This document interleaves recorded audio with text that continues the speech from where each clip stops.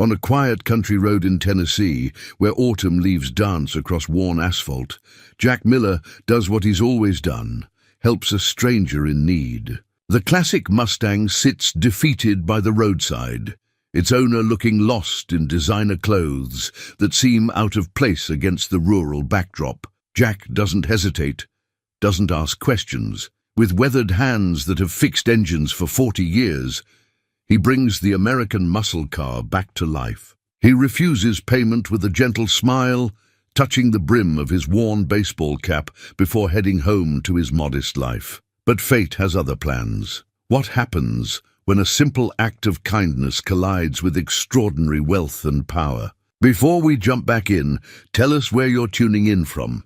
And if this story touches you, make sure you're subscribed, because tomorrow I've saved something extra special for you.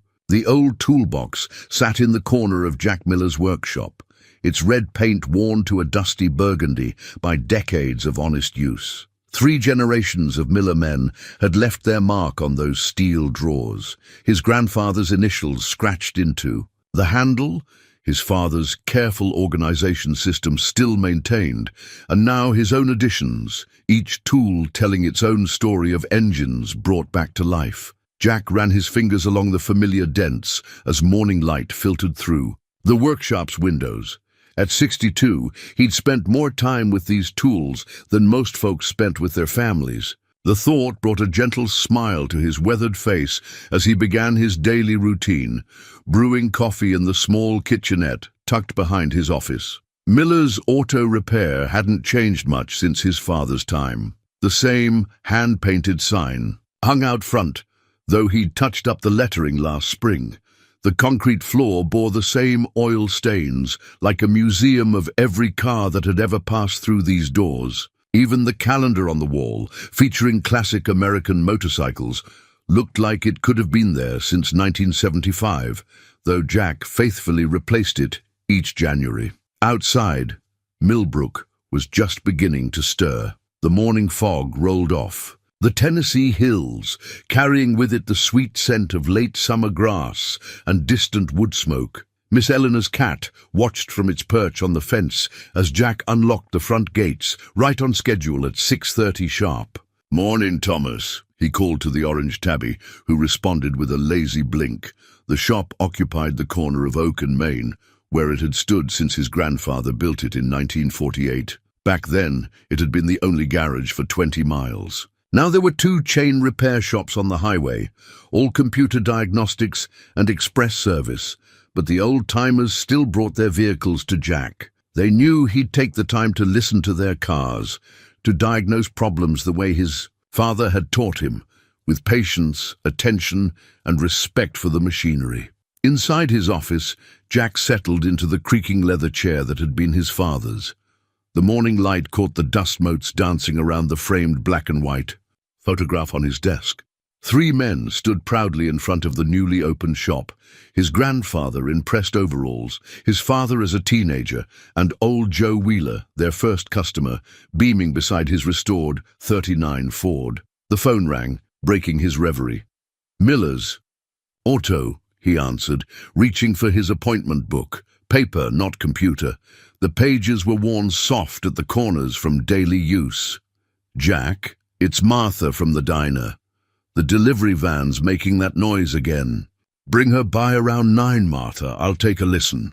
He jotted down the appointment in familiar shorthand, then reached for his coffee. The mug, a Father's Day gift from years ago, had a chip in the rim that he'd memorized avoiding. The morning continued its comfortable rhythm, checking inventory, reviewing the day's appointments, tidying tools that were already tidy. Around 8, Tommy Chen arrived for his shift. The kid, though at 28 he wasn't really a kid anymore, had been working with Jack for nearly a decade. He had a natural touch with engines that reminded Jack of himself at that age. "Mrs. Peterson called," Tommy said, hanging up his jacket. "Says thanks for fixing her grandson's bike. Left you a pie." Jack nodded, hiding a smile. Payment in baked goods was a common currency in Millbrook, one he'd never think of refusing. His father had taught him that a mechanic was part of the community's fabric. You took care of people, and somehow they took care of you right back. The morning passed in a comfortable blur of oil changes, brake checks, and friendly conversations. Jack's hands moved with the certainty of decades, finding problems by touch and sound as much as sight. Each vehicle that came through his doors had a story, and he knew most of them by heart.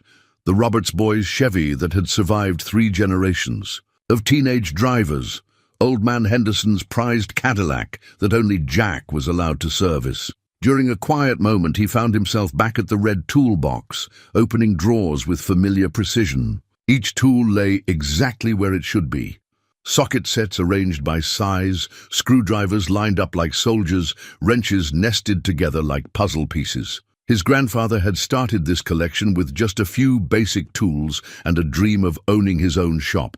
His father had added to it piece by piece, each addition marking a small victory in the business's growth. Jack's own contributions were fewer but chosen with care. Specialized tools for newer models, though he still preferred working on classics. The latest addition was a diagnostic scanner, a concession to modern times that sat somewhat uncomfortably among the analog tools of his heritage. As noon approached, the Tennessee sun high and warm, Jack stepped outside for a moment. The air smelled of hot asphalt and distant rain. Across the street, Miss Eleanor was tending her roses, and old Bill Jenkins was walking his ancient golden retriever at exactly the same pace he had for the past 15 years. This was his world, simple, predictable, built on the foundation of hard work and community ties. He'd never wanted more than this, the satisfaction of fixing what was broken, the quiet pride of carrying on his family's legacy, the rhythm of small-town life that beat as steady as a well-tuned engine. Little did he know that yesterday's roadside repair would soon change everything. Catherine Reynolds hadn't planned on breaking down in Millbrook, Tennessee. The vintage Mustang's engine had given out just past the "Welcome to Millbrook" sign, as if the car itself had chosen this place. She'd bought the '65 fastback on impulse. 3 months ago, another attempt to recapture something she couldn't quite name. Sitting in her Manhattan office, she pulled the Mustang's registration papers from her desk drawer, her manicured fingers tracing the spot where Jack Miller's grease-stained hands had touched the engine. The contrast struck her, his weathered baseball cap and honest smile against her world of corporate acquisitions and billion-dollar deals. "Ms. Reynolds?" Her assistant's voice crackled through the intercom. "The board meeting starts in 10 minutes. Catherine straightened her silk blouse, but her mind stayed in Tennessee. She'd been driving cross-country, seeking escape from endless meetings and shareholder expectations. The death of her father 6 months ago had left her not just as CEO of Reynolds Enterprises, but also heir to his remarkable classic car collection, 60 pristine vehicles that she barely knew how to maintain. The Mustang had been her first personal purchase, a small act of rebellion against the carefully curated collection. She'd wanted to drive it herself, to feel the rumble of American muscle beneath her feet. Instead, she'd found herself stranded on a country road, watching a stranger with kind eyes bring her car back to life. Jack hadn't recognized her name, a refreshing change from the usual fawning she encountered. He'd simply worked his magic on the engine, speaking to her about carburetors and timing belts, as if she were any other person who'd wandered into his life. His hands had moved with the confidence of someone who'd spent decades perfecting his craft, each motion precise and purposeful. "The Mustang just needed a little attention," he'd said, wiping his hands on a red shop rag. "These old girls, they like to remind us they're not just machines, they've got personality." When she'd tried to pay him, he'd merely touched his cap and smiled. "Welcome to Millbrook," he'd said, as if that explained everything.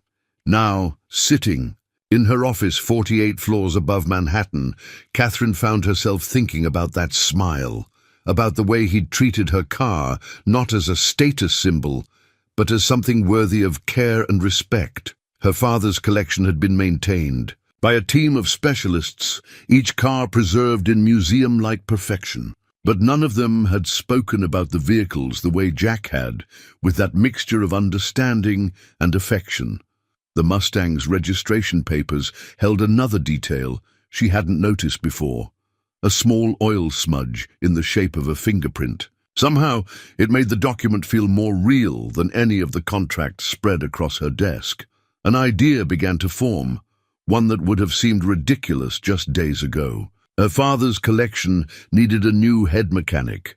The current team was efficient but soulless, treating the cars like investments rather than the pieces of history they were. She'd been putting off the decision, knowing her father would have wanted someone who understood not just the mechanics, but the heart of these machines. "Miss Reynolds?" Her assistant appeared in the doorway. "They're waiting." Catherine stood, smoothing her skirt with practiced grace, but her mind was already making plans, calculating distances, making arrangements, imagining possibilities. She'd learned from her father that sometimes the best business decisions came from instinct rather than spreadsheets. The board could wait. She had a call to make. "Susan," she addressed her assistant, "contact our aviation department. I need the helicopter ready tomorrow morning, and find out everything you can about Miller's auto repair in Millbrook, Tennessee." Her assistant's perfectly shaped eyebrows rose slightly, but she simply nodded. After 15 years, she was used. To Catherine's occasional unconventional decisions, Catherine slipped the registration papers back into her desk drawer, but not before taking one last look at that fingerprint smudge. Sometimes life's most significant moments came disguised as simple acts of kindness on country roads. Her father had taught her that too, though she'd nearly forgotten it in the years of corporate climbing. Tomorrow, she would offer Jack Miller the chance to become part of something bigger than his small-town garage. But tonight, she had to figure out how to present that opportunity to a man who seemed perfectly content with his place in the world, a man whose simple grace had reminded her of values that couldn't be measured in quarterly reports. The helicopters appeared just after sunrise, their rhythmic thrum pulling drowsy Millbrook from its morning routine. The sound echoed off the hills, sending Miss Eleanor's cat scurrying under the porch and bringing curious faces to windows all. Along Oak Street, 3 sleek black choppers, their polished sides catching the early light, descended onto the vacant lot across from Miller's Auto Repair. Jack had been at his usual spot behind the counter, filling out invoice forms in his precise handwriting when the first vibrations rattled his coffee cup. He stepped outside, still holding his pen, and watched as yesterday's story unfolded into today's reality. "Well, I'll be damned," old Bill Jenkins muttered from his usual morning walking spot. His golden retriever sat transfixed, ears perked, at the unusual intrusion into their quiet world. The local paper would later describe the moment with small-town flourish: "Millbrook welcomes surprise VIP." But in that moment, as Catherine Reynolds stepped from the lead helicopter, her designer suit somehow immaculate despite the swirling dust, Jack simply stood quietly, understanding washing over him like a slow tide. "Good morning, Mr. Miller," she called, walking toward him with the confidence of someone used to commanding rooms much larger than this small-town street. The morning sun caught the subtle red highlights in her dark hair, and her smile carried the same genuine warmth he remembered from yesterday. Behind her, a small team of professionals emerged from the other helicopters, carrying briefcases and tablets. They looked as out of place on Oak Street as orchids in a daisy patch. "Didn't expect to see you back so soon," Jack said, his voice carrying the calm of a man who'd learned long ago that life's biggest moments often arrived disguised as ordinary days. Catherine's laugh was genuine, cutting through the formality of her appearance. "I hope we haven't disrupted your morning too badly, though I suspect Miss Eleanor across the street might disagree." She nodded toward the older woman, who was watching the scene unfold from behind her rose bushes with undisguised fascination. "Coffee's still hot," Jack offered, gesturing toward his shop with the natural hospitality of a Tennessee native. "Though I expect you might be used to something fancier than my morning brew. After yesterday, Mr. Miller, I'd trust anything you offer." They settled into his office, Catherine taking the worn client chair, while her team waited respectfully.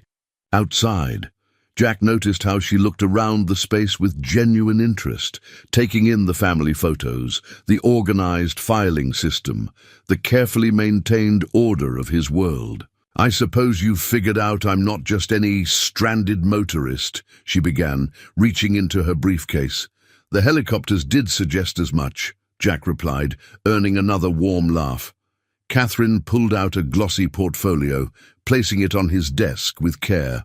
"What I'm about to offer you might sound crazy at first, but I hope you'll hear me out completely before deciding." She opened the portfolio, revealing photographs of what Jack recognized as one of the world's finest classic car collections. His practiced eye caught glimpses of rare Ferraris, pristine Aston Martins, and American muscle cars that made his heart skip a beat. "My father spent 40 years building this collection," Catherine explained, her voice softening with memory. "He passed away 6 months ago, leaving me not just his company, but also his legacy of 60 of the world's most extraordinary automobiles. The thing is, Mr. Miller, these cars need more than just maintenance. They need someone who understands their soul." Jack studied the photos, his mechanic's mind already noting details, seeing the stories behind each vehicle. "These are museum pieces," he said quietly. "They're meant to be driven," Catherine corrected. "That's what my father always said. But since his death, they've just been existing. The current maintenance team treats them like investments to be preserved. Yesterday, watching you work on my Mustang, I saw something I haven't seen since my father passed. Someone who truly speaks the language of these machines." She paused, letting the moment settle between them like dust motes in the morning light. Through the window, Jack could see Tommy arriving for work, stopping to stare at the helicopters with unabashed wonder. "I'd like to offer you a position as head mechanic for the entire collection," Catherine said simply. "Full relocation, substantial salary, complete authority over the maintenance and restoration programs. These cars deserve someone who understands that they're more than just machinery." Jack sat back in his father's old chair, feeling the weight of generations in its leather grip. Through his window, he could see Millbrook stirring to life, the same way it had every morning of his 62 years. But now, on his desk, another world beckoned, one of rare engines and historic restoration projects, of opportunities he'd never imagined would come knocking on his door. That evening, after the helicopters had departed and Millbrook had settled into an excited buzz of speculation, Jack sat alone in his workshop. He'd pulled out an old family photo album, its leather cover worn smooth by time. The photograph that held his attention showed his parents standing proudly in front of the shop on opening day, his father's arm around his mother's waist, both of them young and full of dreams. "What would you do, Pop?" he murmured, running his finger along the edge of the photograph. The image caught them in a moment of pure joy, his father holding up the shop keys, his mother's smile bright enough to light up half of Tennessee. The phone hadn't stopped ringing all day. News traveled fast in small towns, and everyone seemed to have an opinion about Catherine Reynolds' offer. Martha from the diner had brought him a piece of her famous apple pie, saying, "You've fixed every car in this town, Jack. Maybe it's time someone fixed your future." Old Bill Jenkins had shuffled in just before closing, his golden retriever in tow, to remind Jack that opportunities like this don't come around twice. But it wasn't that simple. The shop wasn't just a business. It was 3 generations of Miller men pouring their lives into something that mattered. Every oil stain on the concrete floor told a story. Every entry in the appointment book represented trust built over decades. Tommy had been uncharacteristically quiet all day, turning wrenches with focused determination. Finally, just before heading home, he'd said, "You taught me everything I know about cars, Mr. Miller. Reckon I could handle things here if you wanted to try something new." Jack stood now, walking the familiar path through his workshop. His hands brushed tools he could identify by touch alone, each one carrying memories of problems solved and vehicles restored. Catherine's offer wasn't just about money, though the figure she'd mentioned would have made his father's eyes pop. It was about the cars themselves. 60 of the world's finest automobiles, each one with its own history, its own voice, waiting to be understood. He thought about the way Catherine had talked about her father's collection. There had been something in her voice that reminded him of how his own father used to speak about cars, not as machines to be fixed, but as stories to be preserved. The modern world treated vehicles like disposable appliances, but these classics, they were something else entirely. The evening light filtered through the workshop windows, casting long shadows across the floor. Jack pulled out his father's old desk chair and settled into its familiar embrace. On the wall, the clock his grandfather had installed in 1948 kept steady time, its tick-tock a mechanical heartbeat he'd known all his life. "Miller's auto repair isn't going anywhere," Tommy had said, showing wisdom beyond his years.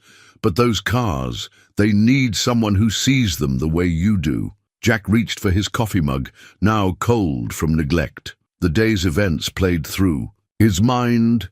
Catherine's helicopters breaking the morning calm, the weight of the portfolio in his hands, the gleam of rare metal in those photographs. He thought about the Mustang by the roadside, how naturally the diagnosis had come, how satisfying it had felt to wake up that sleeping engine. His father had always said that the hardest part of running a garage wasn't fixing cars. It was knowing when to let them go. He'd meant it about the vehicles they couldn't save, but maybe the wisdom applied here too. The workshop had grown dark, but Jack didn't need light to know where everything was. This place was as much a part of him as his own heartbeat, yet somehow the thought of leaving didn't feel like betrayal anymore. Instead, it felt like turning a page in the family story, not an ending, but a new chapter. He pulled out his phone, Catherine's business card carefully tucked into its case. The decision settled over him with the quiet certainty of a perfectly timed engine, all parts moving in harmony. Tomorrow he would call her. Tomorrow he would say yes. But tonight he sat in the gathering darkness of his father's workshop, surrounded by the ghosts of 3 generations of Miller men, knowing that sometimes honoring a legacy meant being brave enough to build a new one.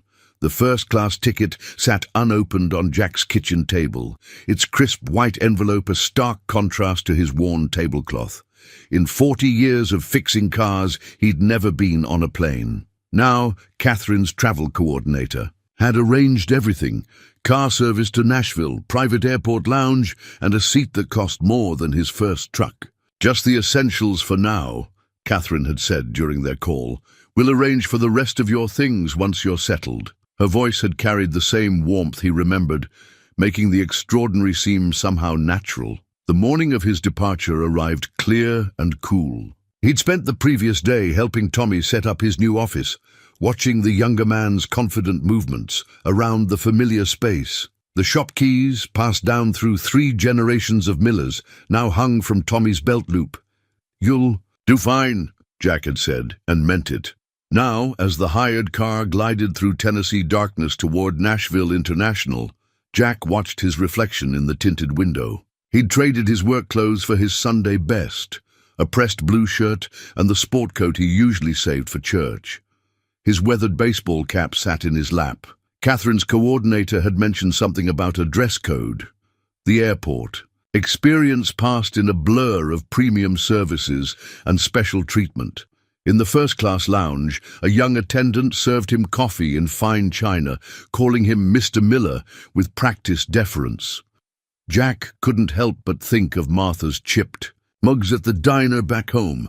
"First time flying?" his seatmate asked as the plane taxied for takeoff. She was an elegant woman around his age, wearing the kind of casual sophistication that spoke of regular first-class travel. "That obvious, huh?" Jack smiled, gripping the armrests as the engines roared to life. "The wonder in your eyes," she said, kindly. "It's refreshing. I'm Margaret." They talked through the flight, her easy conversation helping to settle his nerves. She was a retired professor heading to New York for her grandchildren's piano recital, and she seemed genuinely interested in his story, a private collection of 60 classic cars. Her eyes widened. Now that's something special. Special responsibility, Jack agreed, thinking of Catherine's trust in him. The plane descended into New York through cotton wool clouds, the city sprawling below like a circuit board of light and shadow. A driver waited at baggage claim holding a sign with his name, another first in a day full of them. "Welcome to New York, Mr. Miller," the driver said, taking his single suitcase. "Ms. Reynolds asked me to bring you directly to the garage." They drove through Manhattan's canyon-like streets, past towers of glass and steel that made Jack feel smaller than the plane ever had. But as they turned into a private underground entrance, his attention shifted entirely. The garage door rolled up to reveal what could only be described as an automotive sanctuary. Catherine stood waiting, but Jack barely registered her presence. His eyes were fixed on the rows of pristine vehicles stretching into the climate-controlled space. Overhead, lights played across chrome and custom paint, creating a gallery of automotive artwork. "Welcome to your new workshop," Catherine said softly, watching his face. Jack moved forward slowly, almost reverently. A midnight blue Ferrari 250 GT caught the light like liquid metal. Beyond it, a 1957 Chevrolet Bel Air gleamed in perfect turquoise and white. Each car represented not just value, but history, stories told in steel and rubber and precision engineering. "They're all original," Catherine explained, falling into step beside him. "Father insisted on it. No reproductions, no retired. Show cars. Each one has its own providence, its own journey to this collection." Jack stopped at a British racing green Aston Martin DB5, its paint deep enough to swim in. With practiced eyes, he studied the panel gaps, the subtle signs that told a vehicle's true story. "This one's been restored," he said. "Beautiful work, but you can see where they match the paint, probably early 80s. Catherine's eyebrows rose slightly. "Father had that done in 1982, said it was the only restoration he ever fully trusted." She smiled. "I think you're going to fit in here just fine, Mr. Miller." The garage stretched ahead of them, each vehicle more remarkable than the last. But what caught Jack's attention were the small imperfections, tiny details that spoke of machines that needed more than just preservation. These cars were waiting to breathe again, to run the way their creators intended. Looking at Catherine's expectant face, Jack realized that somehow, standing in this temple of automotive history, he felt the same sense of purpose he'd known in his small Tennessee shop. Different walls, different tools, but the core truth remained the same. Every car had a story, and every story deserved to be told right. The 1967 Shelby GT500 sat under soft lighting at the far end of the garage, its Highland green paint holding shadows like secrets. According to the carefully maintained records, it had been the last acquisition made by Catherine's father before his passing, a barn find that had never been fully restored. Now it waited, patient as only old machines can be, for someone to understand its needs. "Dad always said this one would be special," Catherine said, running her hand along the car's flank. "He wanted to do the restoration himself, but..." She let the sentence fade into the climate-controlled quiet of the garage. Jack circled the Shelby slowly, reading its history in every scratch and dent. The existing maintenance team hovered nearby, their pressed uniforms and tablets creating a strange contrast with the vintage machinery.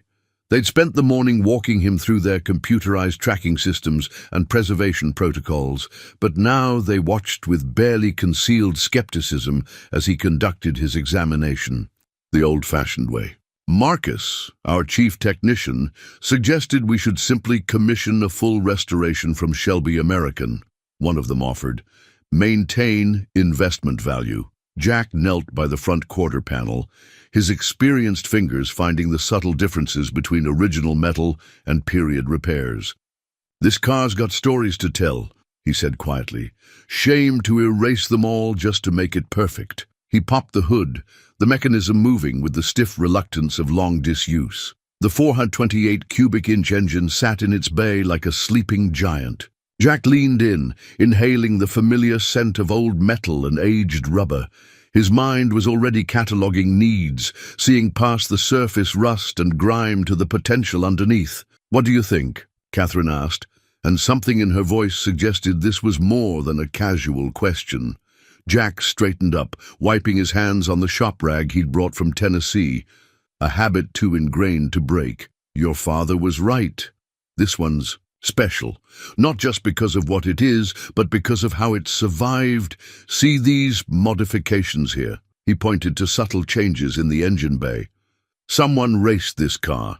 Did it properly too, with period-correct upgrades. Probably late 60s, early 70s. The maintenance team exchanged glances, but Catherine stepped closer, genuinely interested. "Can you tell anything else? Previous owner was probably a mechanic. These adaptations are too clever for amateur work. And look here," he pointed, to a small brass plate almost hidden behind the radiator. Someone's initials and a date, June 12th, 1969. Catherine's eyes widened. "Dad never mentioned that." "Might not have seen it. You'd only spot it if you were looking for racing modifications." Jack straightened up. "I'd like to research those initials, if you don't mind. Might help us understand this car's full history. Investment. Value peaks with a clean restoration," Marcus interjected. "Documentation of racing history might actually decrease." "This isn't about investment value," Catherine cut in, her voice carrying a new authority. "This is about preserving history. Mr. Miller, how would you approach this restoration?" Jack took his time answering, giving the question the respect it deserved. "First, we document everything, every modification, every repair, every scratch. Then we preserve what tells the car's story while bringing it back to running condition. Clean the engine, but keep the period modifications. Restore the interior, but preserve any race day additions. Make it drive like new, but let it keep its character." He ran his hand along the car's roof, feeling the subtle ripples in the metal. "These old machines, they're like people. Perfect isn't always better than authentic." Catherine nodded slowly, and Jack caught something in her expression, recognition, perhaps, of her father's philosophy in his words. The maintenance team shifted, uncomfortably, their world of spreadsheets and value projections temporarily displaced by something less measurable but more real. "How long?" Catherine asked. "Done right? 3 months, maybe 4. We'll need to source some special parts, and I'd like to track down information about its racing history. The car deserves that much respect." "Make it happen," Catherine said, simply. Then, to the maintenance team, "Mr. Miller has full authority on this project. Support him however he needs." As the team filed away, Catherine lingered. "You see them the way he did," she said quietly. "The cars, not as investments or showpieces, but as stories." Jack nodded, his attention still partly on the Shelby. He was already making mental lists, planning approaches, seeing the path from what was to what could be. "Best stories are the ones that show where they've been," he said. "Your father understood that." Catherine smiled, a genuine warmth that seemed to soften the garage's technical precision. "I'll leave you to get acquainted," she said. "The car's in good hands." Left alone with the Shelby, Jack pulled out his own notebook, paper, not digital, and began making notes. Outside this temperature-controlled sanctuary, New York City rushed and roared. But here, in this quiet space, time moved differently. Here, history waited to be understood, preserved, and given new life by hands that knew how to listen to its stories. The invitation sat on Jack's new desk like an artifact from another world. Heavy cream paper with gold lettering announcing the annual Reynolds Foundation Classic Car Charity Gala. Catherine had dropped it off personally that morning, along with a gentle warning that attendance wasn't optional. "It's our biggest event of the year," she'd explained, perching on the corner of his workbench in an elegant suit that somehow didn't seem out of place among the tools and parts. "The collection's finest pieces will be on display, and as head mechanic, you're part of the story now." Now, 2 weeks later, Jack stood before the mirror in his hotel suite, Another adjustment he was still getting used to, straightening a bow tie that cost more than a month's worth of groceries back home. Catherine had insisted on having him properly outfitted for the occasion, sending her personal tailor to create what she called evening-appropriate attire. "Almost ready?" Catherine's voice came from the suite's living room where she'd arrived, to escort him to the event. "The first guests will be arriving soon." Jack took a final look in the mirror. The man who stared back at him wore a perfectly tailored tuxedo, but his hands still carried the honest calluses of 40 years of mechanical work. Something about that felt right. "Ready as I'll ever be," he called back, emerging from the bedroom. Catherine stood by the window, Manhattan's lights creating a halo around her midnight blue gown. She turned, and for a moment Jack forgot about his bow tie anxiety.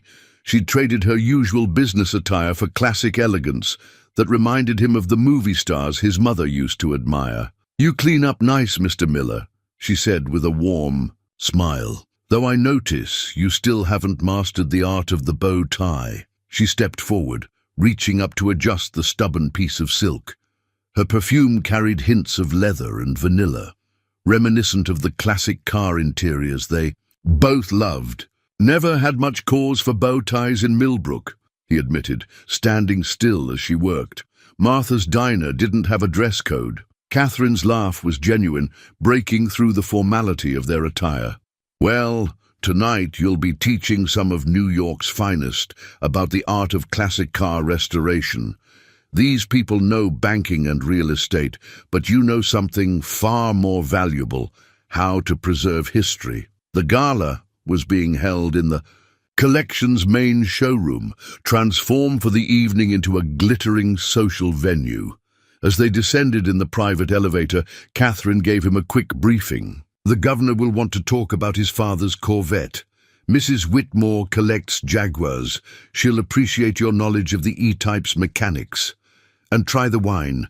Our sommelier has paired each vintage with a car from its year." Jack absorbed the information with the same careful attention he gave to engine specifications, though he suspected he'd need more than mechanical expertise to navigate this evening. The elevator doors opened onto a scene that seemed plucked from a different era. The cars from the collection had been arranged in elegant groupings, their restored finishes gleaming under carefully positioned lights. Between them moved New York's elite, women in designer gowns and men in custom tuxedos, their jewelry catching the light like expensive chrome. Ms. Reynolds, a distinguished-looking man, approached, champagne in hand. "The Aston Martin looks magnificent. And this must be your new head mechanic?" "Jack Miller," Catherine introduced him smoothly. "He's the one who'll be overseeing the restoration of the Shelby GT 500. To Jack's surprise, the man's eyes lit up with genuine interest. "The barn find? Fascinating piece. Tell me, what's your approach to maintaining originality while ensuring drivability?" Jack felt the familiar comfort of talking about what he knew best. His hands, which had felt awkward at his sides, naturally rose to describe engine positions and restoration techniques. Soon he had a small audience, their initial politeness giving way to real engagement as he explained the philosophy behind preserving a car's history. "It's like maintaining a dialogue with the past," he found himself saying, gesturing toward the nearby Ferrari.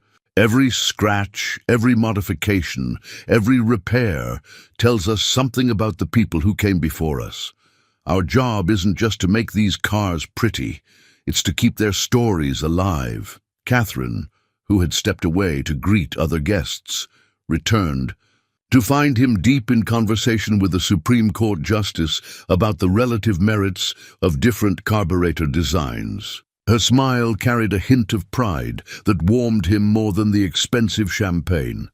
As the evening progressed, Jack discovered that his straightforward knowledge and genuine passion served him better than any social pretense could have. These people, for all their wealth and power, responded to authenticity, something that, like a properly restored classic, couldn't be replicated or bought. "You're a natural," Catherine murmured as they moved between groups.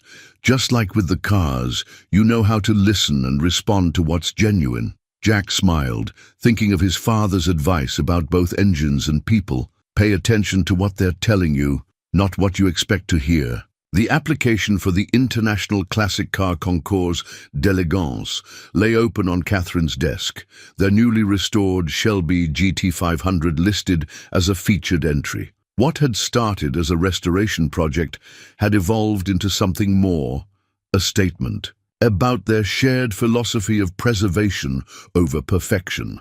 Harrison Blake is judging this year, Catherine said, naming one of the most notorious critics in the classic car world. He's been trying to buy pieces from our collection since before Father passed away. Always talked about how he'd properly restore them. Jack stood at the window of her office, watching the morning sun play across the Shelby's Highland green paint. 3 months of painstaking work had revealed not just the car's original beauty, but its complete history.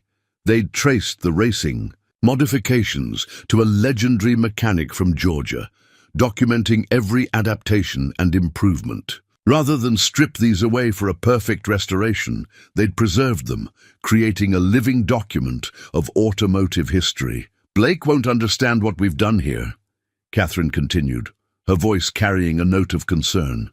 He believes in strip-downs and rebuilds, making everything factory fresh. Then we'll help him understand, Jack replied simply, turning from the window. Some things are worth more with their stories intact. The day of the show dawned clear and cool. They'd transported the Shelby to the Greenwich venue themselves, Jack insisting on driving the car up on its own power rather than loading it onto a trailer. Catherine had joined him for the journey, the two of them sharing a comfortable silence as the restored engine sang its perfect note through the morning air. Now they stood beside their entry as the first wave of judges approached. The Shelby gleamed under the autumn sun, but not with the harsh perfection of a typical show car. Its paint held depth and character. Its chrome told tales of victories earned on long-forgotten tracks. "Miller!" Harrison Blake nodded curtly, his expert eyes already roving over their work.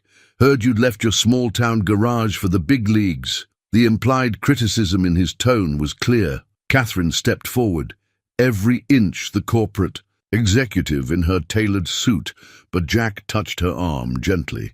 This was a language he spoke fluently, the language of machines and the men who loved them. "Let me show you something interesting, Mr. Blake," Jack said, moving to the engine bay. He opened the hood with the smoothness of perfectly restored hinges. "See this modification here? It was done by Tommy Carter himself, summer of '69. Won the Atlanta Underground Series that year." Blake's eyebrows rose slightly. "Carter? The Georgia Speed King?" "The same. We found his signature plate behind the radiator. Traced the whole history. Every race, every modification. Even found some of his original notes." Despite himself, Blake leaned in closer. Jack continued his tour, pointing out each preserved element, explaining how they'd restored functionality while maintaining authenticity. The other judges gathered around, their clipboards temporarily forgotten as Jack wove together technical expertise and historical narrative. "The easy path would have been to strip it all away," Jack explained, "make it showroom new, but then you'd lose something precious, the story of how this car lived, how it evolved. Cars like this, they're more than just machines, they're chapters in American automotive history." He could see the shift in Blake's expression, the professional skepticism giving way to genuine appreciation. Catherine stood quietly nearby, a small smile playing at her lips as she watched Jack work his particular magic. "Your father would have approved, Catherine," Blake said finally, straightening up. "He always said cars were meant to have character, not just polish." The rest of the judging passed in a blur of technical questions and appreciative murmurs. By late afternoon, when they stood accepting the Most Historically Significant Restoration Award, a category Blake himself had championed. For them, Jack felt the same quiet satisfaction he used to get from fixing farm trucks back in Millbrook. "We did it our way," Catherine said softly as they looked at their trophy in the fading light. "Turned some heads in the process, too." Jack nodded, watching the last sunlight play across the Shelby's paint. In its surface, he could see their reflected figures, the corporate executive and the small-town mechanic standing closer than either of them had noticed. "Sometimes," he replied, "you have to trust that doing things right matters more than doing them the expected way." Catherine's hand found his arm, a gentle touch that felt as natural as the wrench in his back pocket. "Speaking of expectations," she said, "I believe we have another project waiting back home." Home. The word settled comfortably between them, bridging the distance between their different worlds. The threatening letter arrived on heavy legal stationery, its contents casting a shadow darker than the gathering storm outside Catherine's office window. Jack found her there late in the evening, the paper spread across her desk alongside scattered financial reports and acquisition documents. "Blake Industries," she said without preamble, her voice carrying the weight of old battles.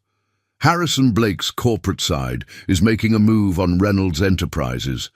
They're positioning for a hostile takeover. The same Harrison Blake who'd praised their restoration philosophy at the car show just weeks ago now threatened everything they'd built." Jack settled into what had become his usual chair across from her desk, noting the tension in Catherine's shoulders, the worry lines around her eyes. "The car collection," he said, understanding dawning. "That's what he's really after." Catherine nodded, pushing a document toward him. "This was hand-delivered today. Blake's offering to preserve the integrity of the collection if I agree to sell now, otherwise." She let the implications hang in the air between them.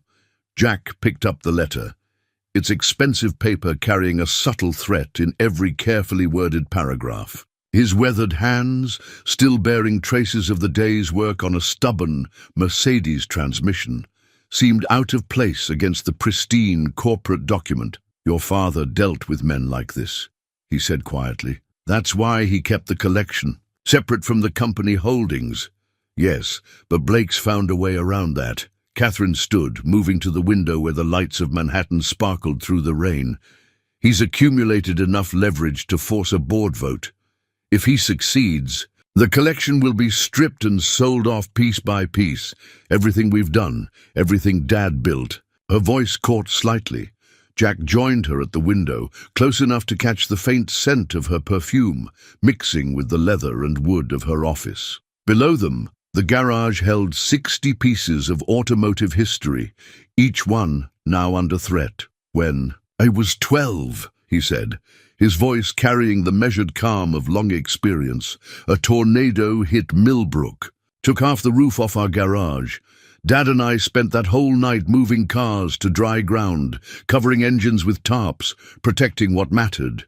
Come morning, we had a shop full of wet tools and tired muscles, but every customer's car was safe." Catherine turned to him, a question in her eyes. "Point is," Jack continued, "sometimes you protect what's precious by thinking differently than the storm expects." "What are you suggesting?" "Blake sees these cars as assets on a spreadsheet, but we know they're more than that.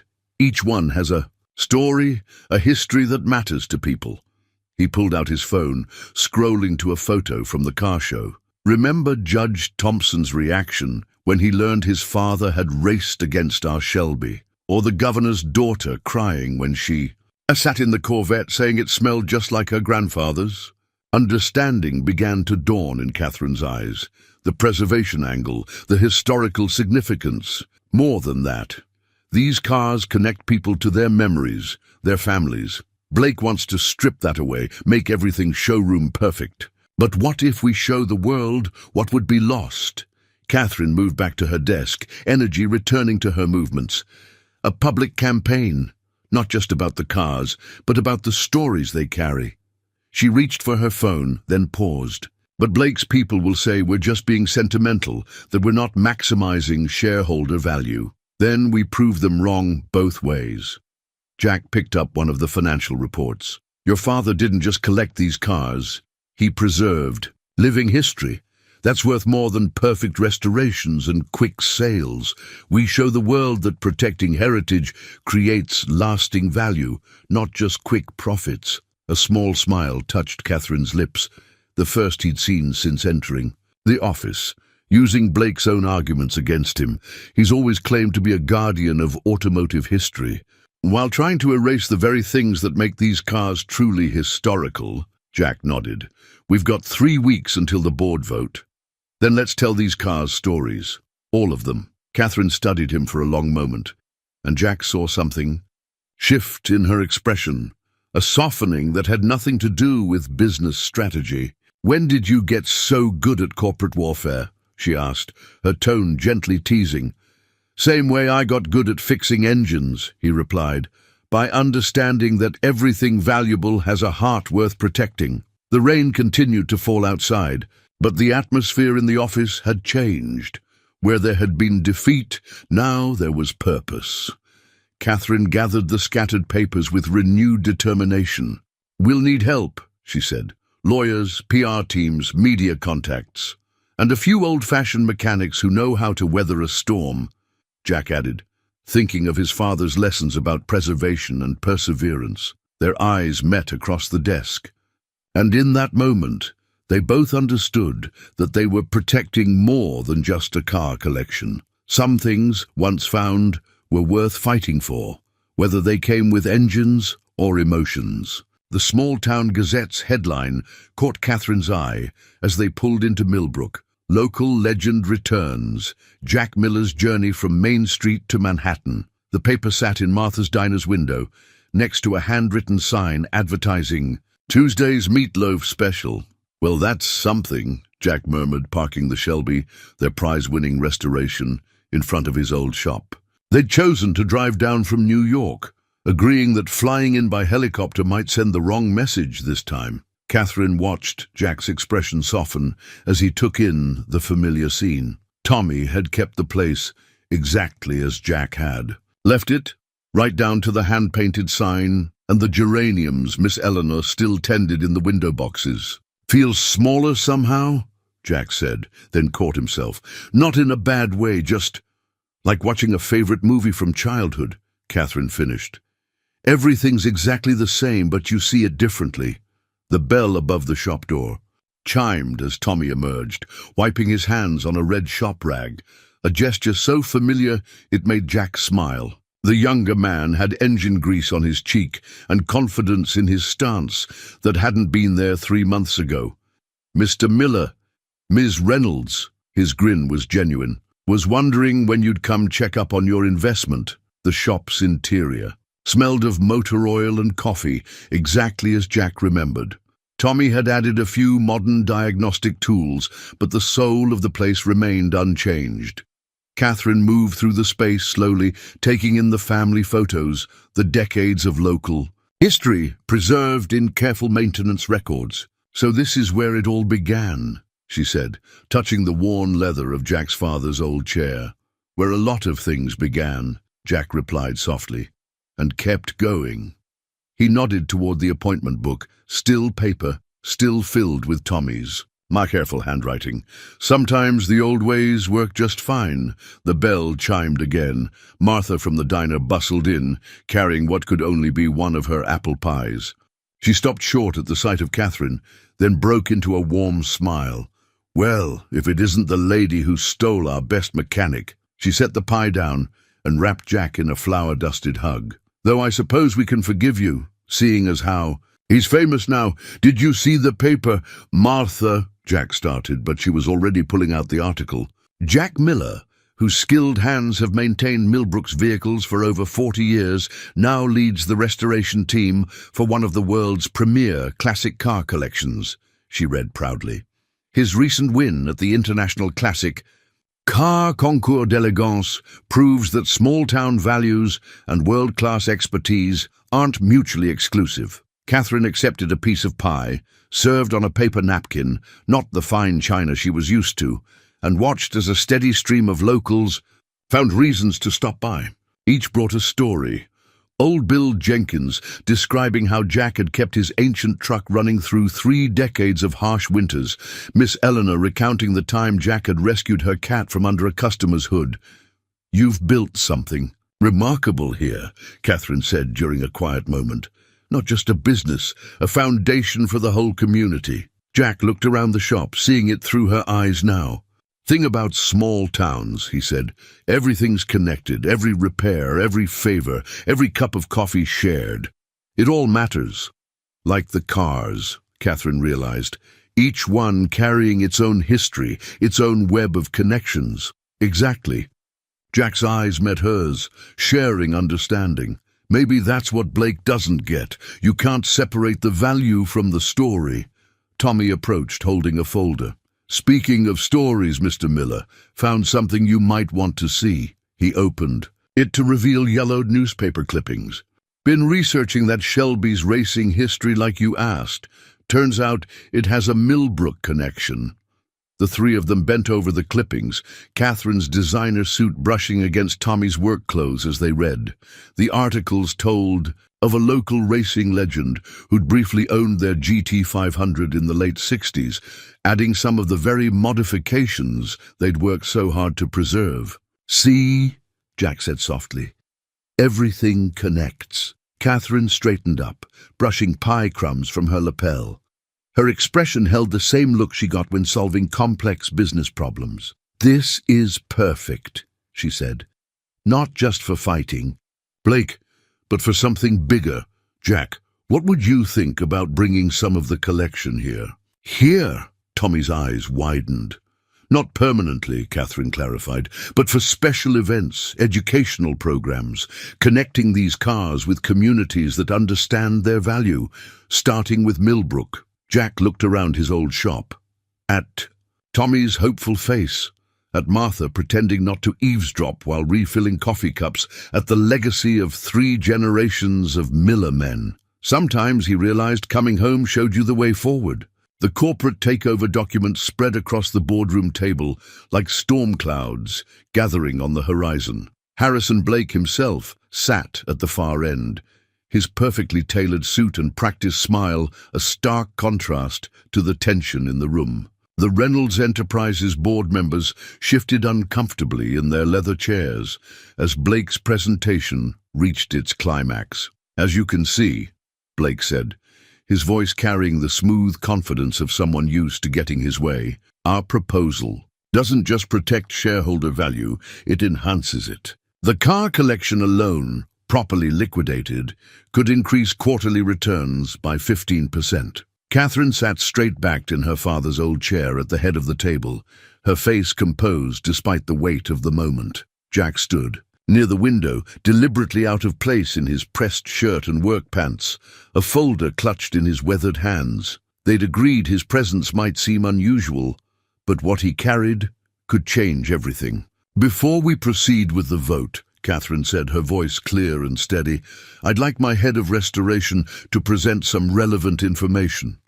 She nodded to Jack, who stepped forward. Blake's smile tightened almost imperceptibly. With all due respect, Ms. Reynolds, this is a matter of corporate finance, not mechanics. On the contrary, Jack said, opening his folder, this is about understanding true value. He began distributing documents to the board members. What you're looking at is the projected revenue stream from our new Heritage Education and Restoration program.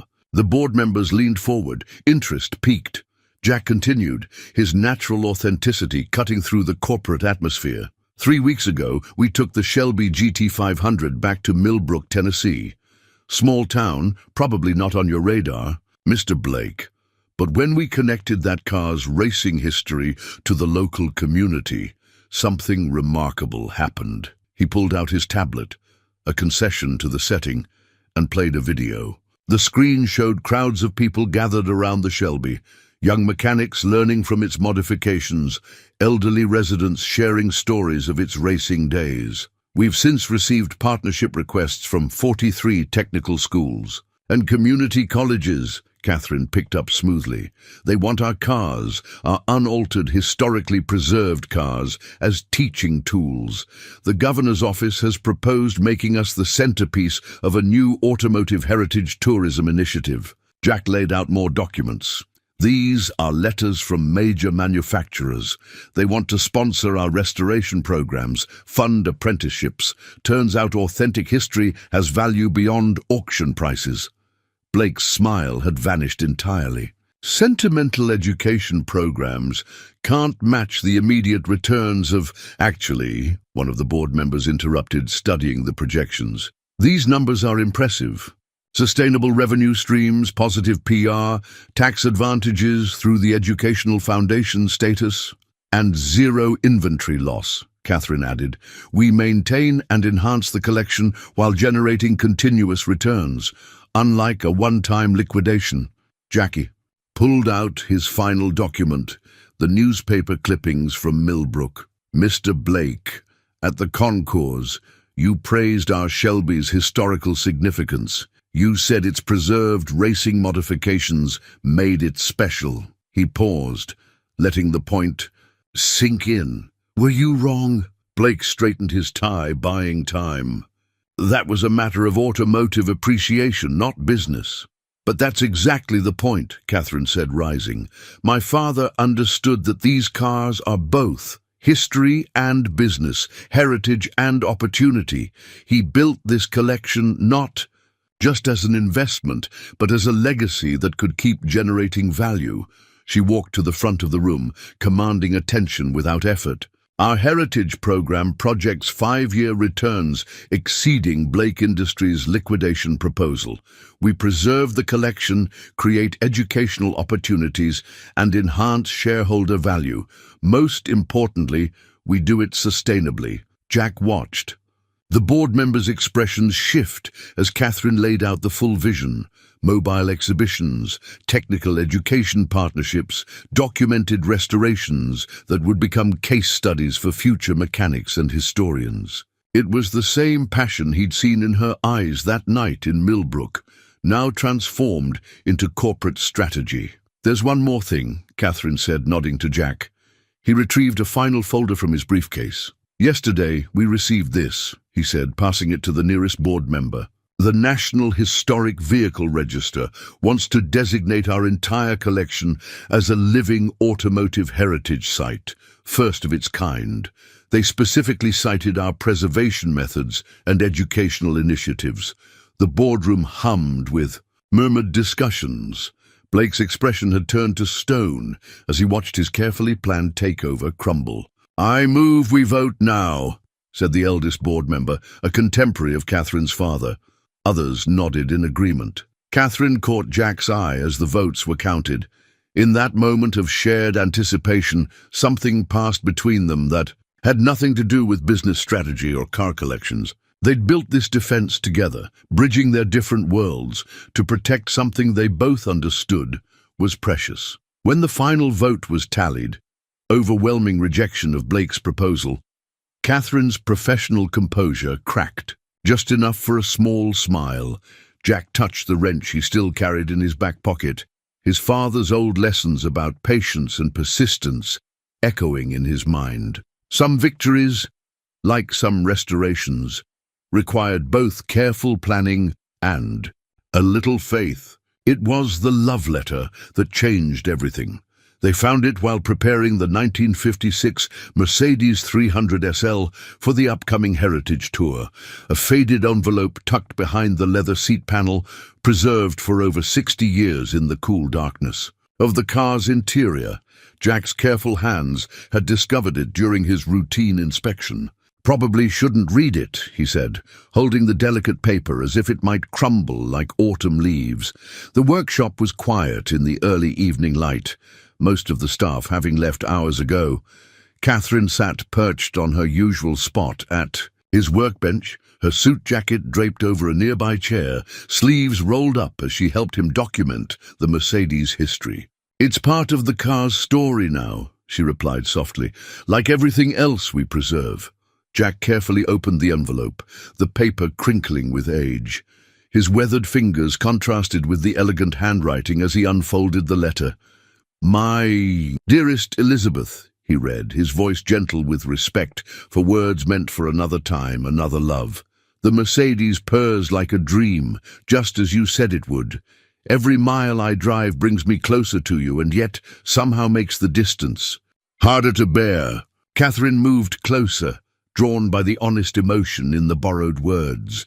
The letter continued, telling of a love that had bloomed in post-war Germany, of a young American soldier who had fallen for a German mechanic's daughter. The Mercedes had been their meeting point, their shelter, their dream of a future together. Did they make it? Catherine wondered aloud. Elizabeth and her soldier. Jack was already reaching for the car's documentation file. Previous owners. Here, Elizabeth and Thomas Bennett, married in Munich, 1957. They brought the car with them to America. He smiled. Kept it for 40 years before selling it to your father. Catherine touched the car's smooth fender, seeing it with new eyes. All this time, it wasn't just a classic Mercedes, it was their story, their beginning. Best kind of restoration, Jack said quietly, is the one that preserves not just the metal and chrome, but the heart of things. Their eyes met in the soft workshop light, and suddenly the air between them felt charged with unspoken understanding. Catherine saw the same gentle strength that had first impressed her on that Tennessee roadside, now deepened by months of shared purpose and quiet moments like this. You know, she said, her voice thoughtful, I used to think Dad's collection was about the cars themselves, the perfection, the investment value. But now I think he understood something else, that every vehicle carries pieces of human love and hope in its history. Jack carefully returned the letter to its hiding place behind the seat panel. Your father was a wise man. He knew that some things become more precious because of their imperfections, their lived experiences. His eyes held hers. Some people too. Catherine felt the weight of her corporate armor slipping away, as it always did in these evening workshop moments with Jack. I was so focused on proving myself after he died, running the company his way, protecting his legacy. I almost forgot to look for the stories behind things. You found them, though, Jack said. Found your own way of carrying on what mattered to him. She smiled, remembering the boardroom victory, the heritage program that was already changing lives. We found them together. You taught me to look deeper, to value the marks that time and life leave behind. Jack's hand rested on the Mercedes roof, his calloused palm a testament to years of honest work. Catherine, he started, then paused, choosing his words with the same care he gave to delicate engine parts. Sometimes, the most important restorations aren't about fixing what's broken. They're about recognizing what's already beautiful, just as it is. The workshop air hummed with possibility. Catherine moved closer, close enough to catch the familiar scent of wood shavings and engine oil that she'd come to associate with these quiet evening moments. Like finding an old love letter? She asked softly. Like finding something you weren't even looking for, he replied, and realizing it's exactly what you needed. The space between them had grown small, the evening light painting everything. In soft gold, somewhere in the distance, a car horn honked in Manhattan traffic, but here in their sanctuary of chrome and steel, time seemed to hold its breath. Jack, Catherine said, her voice barely above a whisper, I think we've been writing our own story all along. His hand found hers, work-roughened fingers sliding perfectly between her manicured ones. In that touch was every shared triumph, every quiet understanding, every moment that had brought them here. Some stories, he said softly, are worth taking time to tell right. The Mercedes stood silent witness as they finally closed the distance between their worlds, their first kiss as natural as the meeting of precision engineering and human heart, the restoration of something that had been waiting to be discovered. The blueprint for their dream garage sprawled across Catherine's dining room table, blue lines glowing in the warm evening light. Empty coffee cups and takeout containers testified to hours spent perfecting their vision. A revolutionary restoration center that would combine Catherine's business acumen with Jack's old-world craftsmanship. The heritage wing here, Catherine said, tracing the lines with her finger, connects directly to the teaching space. Students can watch active restorations while learning the history behind each vehicle. Jack nodded, making a small adjustment to the workshop layout. After decades of working in cramped spaces, the scale of their plan was both thrilling and humbling.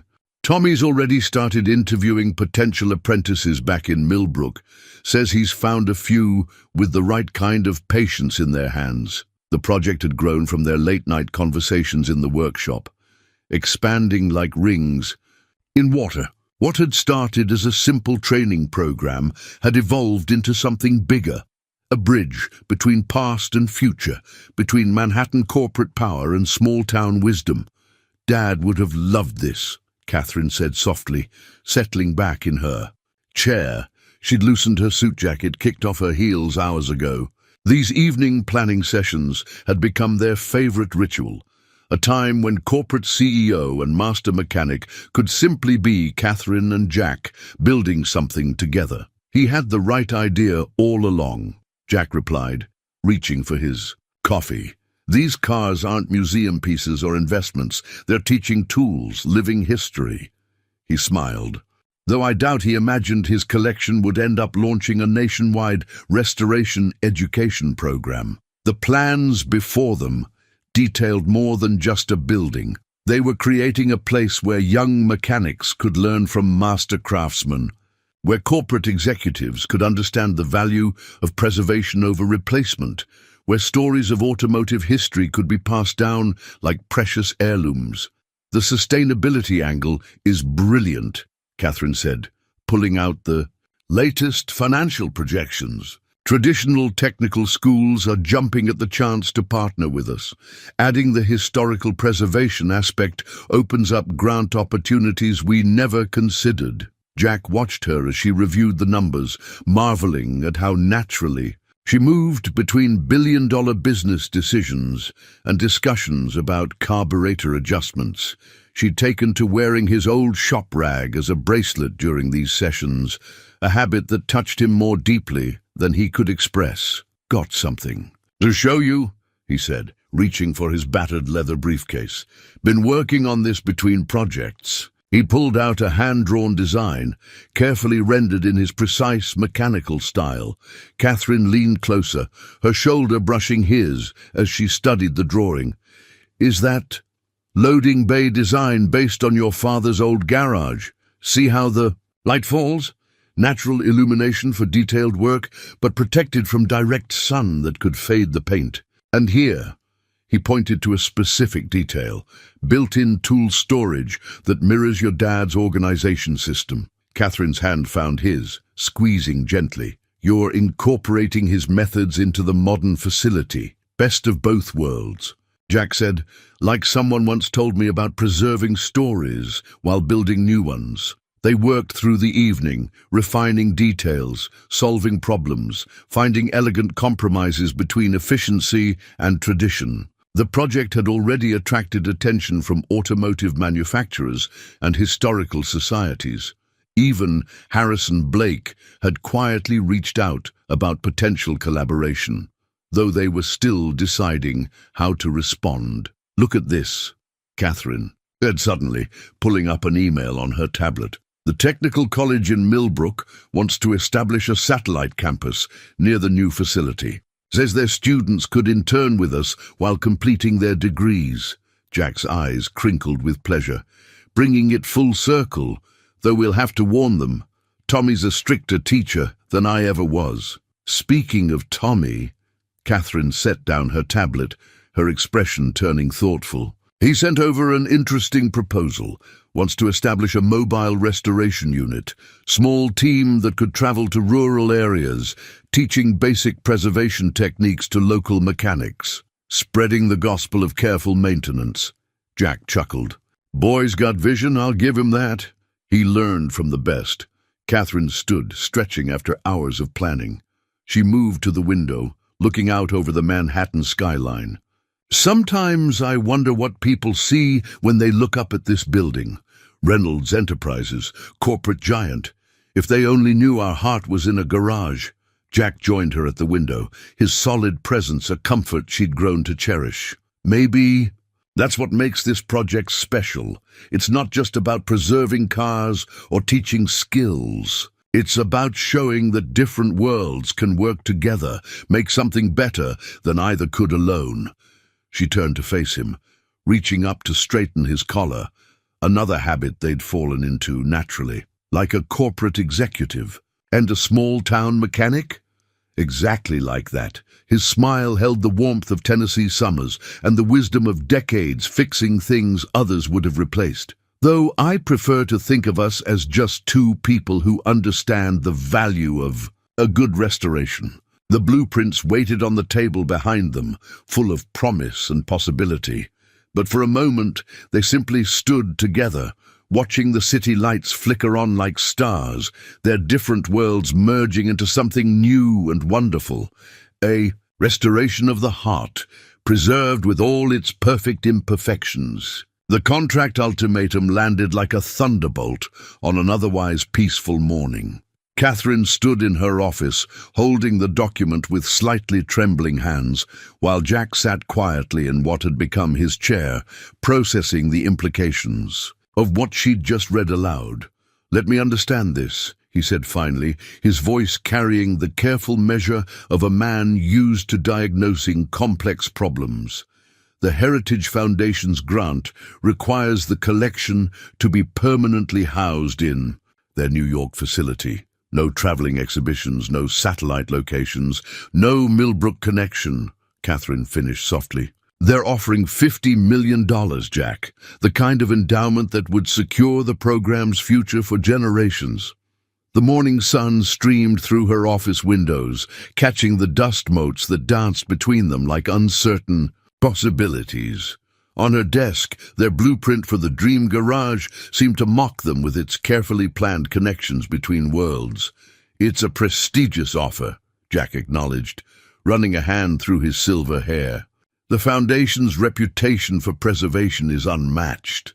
But they want control," Catherine said, sinking into her chair. "Complete oversight of restoration methods, educational programs, everything. They're calling it standardization of historical preservation practices." Jack stood, moving to the window that overlooked the garage below. He could see the Mercedes they'd found the love letter in, now restored to perfect running condition while maintaining every trace of its romantic history. The solution had seemed so natural then, preserving both function and story. Now they faced a choice that felt impossible to reconcile. "What does the board think?" he asked, though he suspected he knew the answer. "They're enthusiastic. The Foundation's backing would attract major corporate sponsors, increase our institutional presence." Catherine joined him at the window. "From a business perspective, it's perfect. But it would mean abandoning everything we believe about connecting these cars to real communities. No more small-town stories, no more local mechanics learning from their history." She pressed her hand against the cool glass. "No more bridge between our worlds." Jack turned to study her profile, seeing the weight of leadership in the set of her shoulders. "Catherine, this isn't just about the program anymore, is it?" She met his eyes, and in them he saw the same fear he felt, that choosing between their vision and this opportunity might cost them more than just a dream garage. "The Foundation wants an answer by Friday," she said. "They've made it clear this is a one-time offer. 3 days to decide the future of everything we've built." Jack's voice held no judgment, just the quiet understanding that had drawn them together in the first place. Catherine moved back to her desk, picking up their blueprint. "You know what Dad used to say about cars? That sometimes the most valuable ones weren't the most expensive or the most perfect. They were the ones that carried the most meaning." "Wise man," Jack said softly. "Sounds like someone else I know." "I've spent my whole life in boardrooms, Jack, making decisions based on numbers and projections. But this," she gestured to the blueprints, to the garage below, to the space between them. "This is different.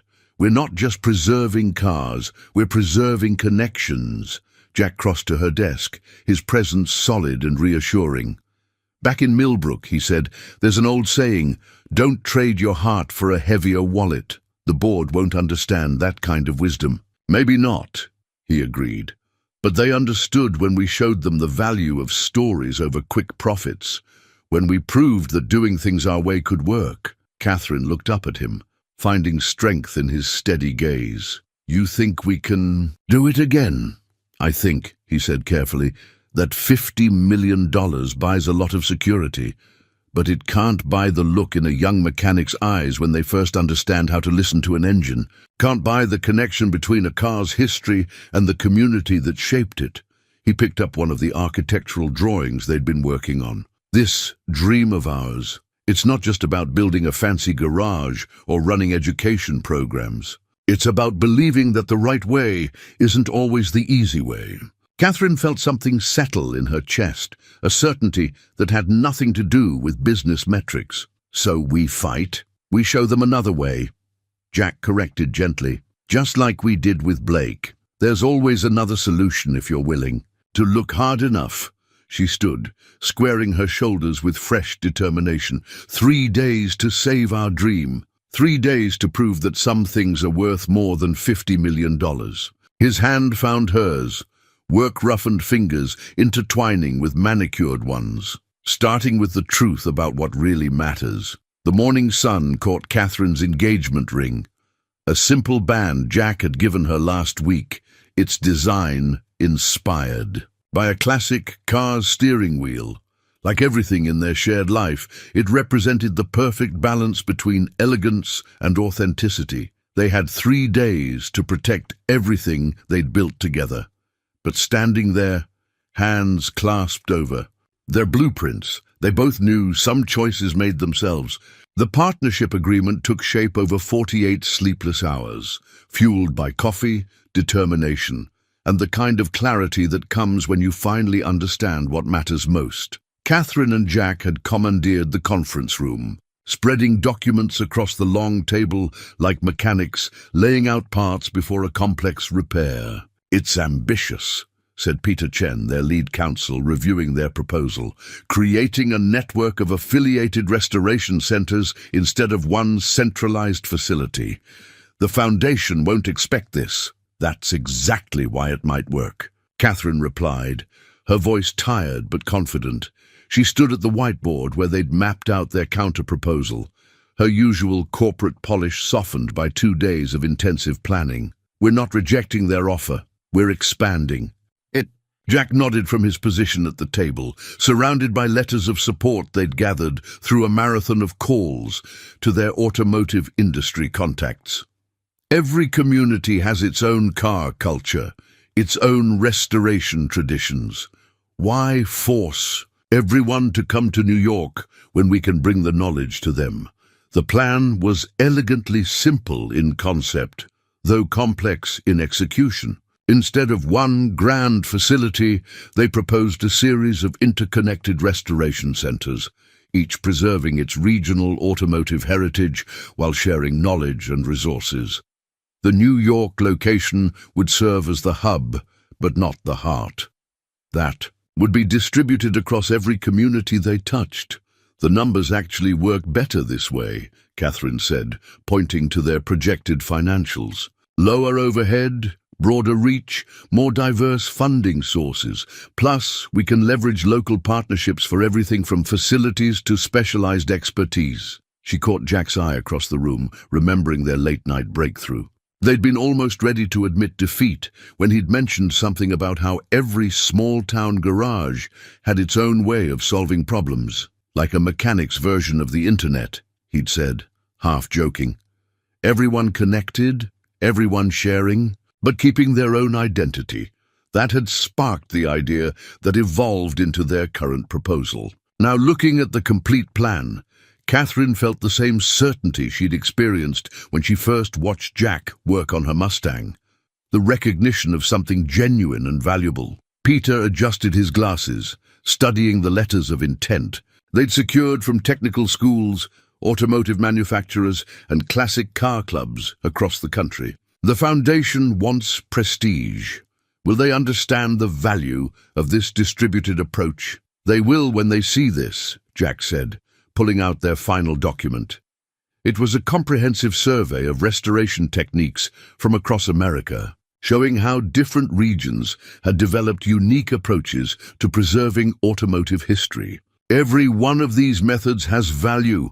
Try to standardize them all through one facility, and you lose something precious. Catherine stepped away from the whiteboard, taking in their work. The Foundation wants to protect automotive history. This plan doesn't just preserve cars, it preserves the living knowledge of how communities have kept them running for generations. While creating new history, Jack added, every apprentice who learns these techniques becomes part of the story.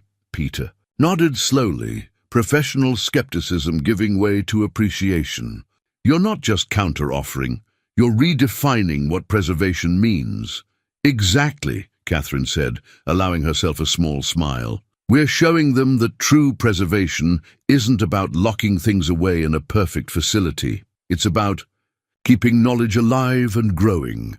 The sun was setting outside their windows, painting the Manhattan skyline in shades of amber that reminded Jack of Tennessee evenings. He stood, stretching muscles stiff from too many hours in a conference chair. You know what this reminds me of? He said, moving to stand beside Catherine. That Shelby GT500. Everyone wanted us to strip it down, make it factory perfect. Instead, we preserved its racing history and made it more valuable, Catherine finished. Same principle, bigger scale. They shared a moment of quiet understanding, their shoulders touching lightly. The past 2 days had tested their partnership in new ways, pushing them to blend their different perspectives into something stronger than either could have created alone. Peter cleared his throat. The Foundation's board meets tomorrow morning. If we're doing this, I need to file these papers tonight. Catherine looked at Jack, finding in his steady gaze the same certainty she felt. File them, she said. And Peter, make sure they understand this isn't a rejection of their goals. It's an invitation to think bigger.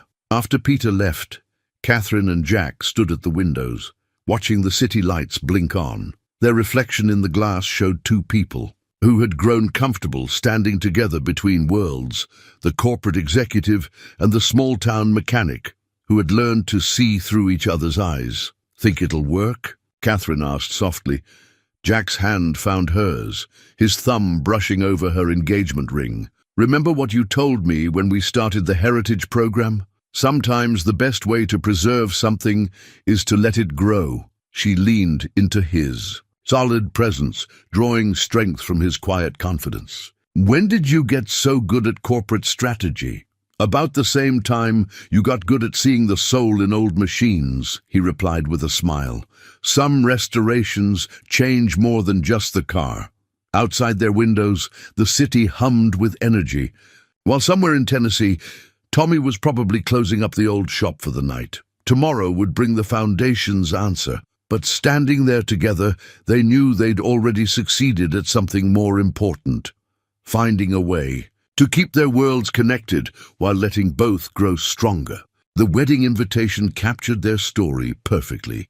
Cream-colored paper with an Art Deco border inspired by classic car badges, and a simple message that read, 2 worlds, 1 road ahead. It sat propped against a framed photo on Catherine's desk, her and Jack beside the restored Mustang where their journey had begun. The Foundation had not only accepted their counter-proposal, but had increased their funding, recognizing the value of preserving automotive culture across the country. Now 6 months later, their vision was becoming reality in ways neither of them had imagined. You've got to see this, Jack said, entering Catherine's office with his tablet, another adjustment he'd made for their growing enterprise. He pulled up a video from their newest satellite location in Georgia, where a master mechanic in his 70s was teaching a group of young apprentices the lost art of metal forming. Catherine moved from behind her desk to watch, unconsciously sliding her hand into Jack's. On the screen, weathered hands guided young ones through techniques passed down through generations. The students' faces showed the same reverence she'd first seen in Jack's expression when he approached a classic engine. Tommy sent this one too, Jack said, switching to another video. Their original Millbrook location had become a hub for rural mechanical arts, with Tommy leading a program that combined traditional skills with modern technology. The footage showed him demonstrating diagnostic techniques on a '57 Chevy, his confidence a testament to how far they'd all come. "Look at him," Catherine smiled. "Remember when he was nervous about taking over your shop? Now he's teaching teachers," Jack said proudly. "Boy, always had it in him, just needed the right opportunity to shine." They moved to the windows overlooking their expanded New York facility. The Heritage Foundation's support had allowed them to create something unique, a space where corporate executives and skilled craftsmen worked side by side, each learning from the other. Below, a group of business students was getting a hands-on lesson in value creation from a veteran restoration expert. "Had an interesting call this morning," Catherine said, turning to face Jack. "Harrison Blake wants to partner with us. Says his collection could benefit from our community-centered approach to preservation." Jack's eyebrows rose. "Now there's a restoration I never thought I'd see." "People can surprise you," Catherine said softly, thinking of her own transformation from corporate executive focused on quarterly returns to someone who understood that true value couldn't always be measured in dollars. The afternoon sun caught her engagement ring, sending little sparkles across their blueprint wall where dozens of future projects waited their turn. Each drawing represented another community they would touch, another bridge they would build between preservation and progress. "Got something to show you," Jack said, taking her hand. "Been waiting for the right moment." He led her down to their private workshop, the space they'd carved out for special projects and quiet evening conversations. There, under a canvas cover, sat a shape Catherine recognized immediately. "Is that—" Jack pulled away the cover to reveal a 1965 Mustang, identical to the one that had brought them together. "Found it in Tennessee," he said. "Same year, same model. Needs the same kind of love yours did that day." Catherine ran her hand along the car's flank, emotion catching in her throat. "For the collection. For us," Jack said quietly. "Thought we could restore it together, make it our weekend project." His eyes held that special warmth she'd come to treasure. "Every great story deserves a sequel." She turned to him, understanding. The gift he was offering, not just a car to restore, but a way to keep their hands dirty, their connection to the work real, even as their enterprise grew beyond them. "Perfect wedding present," she said, leaning into his solid presence. "Speaking of which," he smiled, "Martha's asking if we're sure about having the reception at the diner. Says she can recommend some fancy Manhattan venues that might be more appropriate for a CEO's wedding." Catherine laughed. "Tell her the diner's perfect. Besides, her apple pie beats any wedding cake in Manhattan." They stood together in their workshop sanctuary, the Mustang waiting patiently for their attention, just as its predecessor had waited by that Tennessee roadside. Around them, the sounds of their growing enterprise hummed. Students learning, engines running, history being preserved and renewed. "You know," Jack said thoughtfully, "when you first showed up in those helicopters, I thought my quiet life was over." "Was it?" Catherine asked, though she knew the answer. "Nah," he smiled. "Just got deeper, richer, like a well-maintained engine. Everything in its right place, but always ready for the next journey." She reached up to straighten his collar, an old habit now, comfortable as worn leather. "And what journey's next for us, Mr. Miller?" "Well, Mrs. Soon-to-be Miller," he said, his eyes crinkling with joy at the words. "I reckon we keep doing what we do best, finding things worth preserving, sharing what we know, and keeping our hearts tuned up for whatever comes next."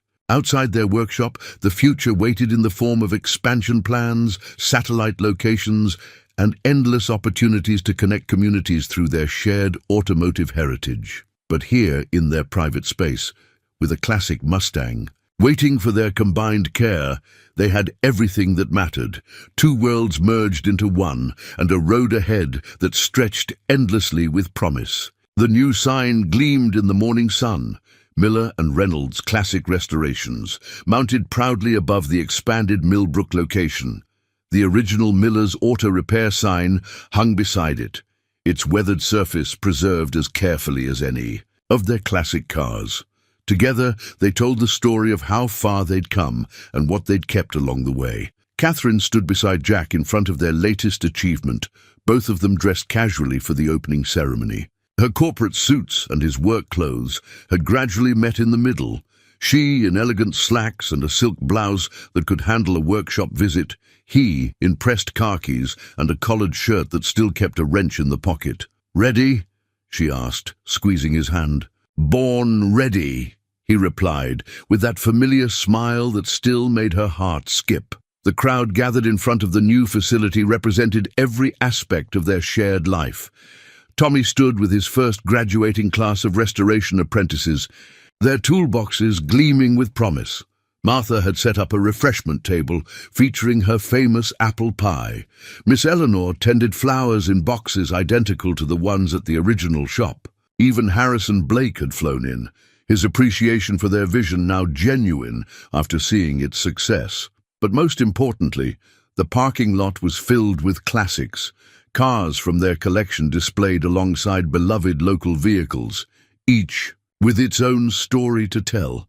The Shelby GT500 held pride of place, its carefully preserved racing modifications now documented in automotive textbooks as an example of historical significance in restoration. "Should we tell them?" Jack whispered. As they prepared to address the crowd, Catherine touched the slight curve of her stomach, still their secret for now. "Let's give them one surprise at a time." Jack stepped forward to cut the ribbon, his voice carrying the same honest strength that had first caught Catherine's attention on a quiet country road. "When my grandfather opened Miller's Auto Repair in 1948, he began, he believed that fixing cars was about more than just mechanics. It was about maintaining connections between people, between generations, between communities. Today, we're not just opening a new facility, we're carrying that belief forward." Catherine joined him, their shoulders touching naturally. "This center represents everything we've learned about the value of preservation. Every car that comes through these doors will be treated not just as a vehicle, but as a piece of living history. And every person who works here will be part of keeping that history alive." They unveiled the plaque dedicating the educational wing to Jack's father and grandfather, and another naming the main restoration bay in honor of Catherine's father. The past and present flowed together as smoothly as well-maintained gears. Tommy stepped forward to demonstrate the blend of traditional skills and modern technology that had become their trademark. His students moved with confidence between digital, diagnostic tools and handcrafted restoration techniques, proving that progress didn't have to mean losing touch with the past. As the crowd dispersed to explore the facility, Jack and Catherine found a quiet moment in what had once been his father's office. The old desk still sat in its familiar spot, now sharing space with state-of-the-art computer systems and historical archives. "Think they'd be proud?" Jack asked softly, looking at the family photos on the wall. Catherine wrapped her arms around him from behind, resting her chin on his shoulder. "They'd be proud of how you preserved everything that mattered while building something new. That takes a special kind of wisdom." Through the window they could see the future unfolding. Students learning, cars being restored, stories being preserved and shared. Their network now stretched across the country, but here in Millbrook they'd created something unique. A perfect blend of past and present, of corporate resources and small-town heart. "You know what this reminds me of?" Catherine said, picking up a wrench from his father's old toolbox. "Sometimes the most valuable restoration isn't about making something new again. It's about helping it become what it was always meant to be." Jack turned to face her, his eyes crinkling with understanding and love. Like a corporate executive who found her soul in a broken-down Mustang? Like a small-town mechanic who taught a whole industry the true meaning of value, she countered, reaching up to straighten his collar out of habit. Outside, Tommy was explaining to a group of visitors how every repair told a story, every restoration preserved more than just metal and chrome. His voice carried the same passion they'd passed on to him, the same understanding that some things were worth taking time to do right. Jack and Catherine stood in their shared sanctuary, surrounded by the past they'd preserved and the future they'd built together. Through the open door came the sound of engines, voices, and laughter, the music of two worlds that had found their harmony. "Ready for our next chapter?" Jack asked, his hand finding its natural place in hers. Catherine smiled, thinking of the new life growing within her and all the stories yet to come. "With you, always."